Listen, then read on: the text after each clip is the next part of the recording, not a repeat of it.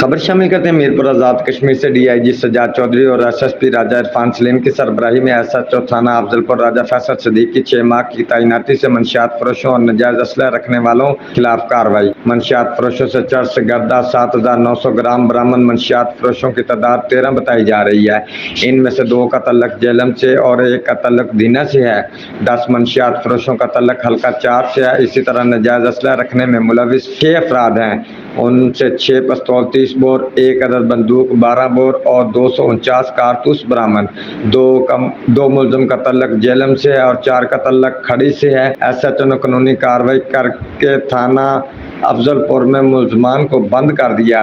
SHO थाना अफजलपुर राजा फैसल सदीक ने मंशियात फरोशों और नाजायज असलह की नुमाइश करने वालों के खिलाफ गिरद भी घेरा तंग कर दिया।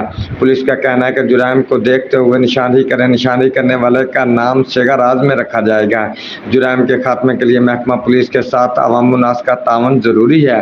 आपके तावन से नई आने वाले नस्लें महफूज रह सकती हैं।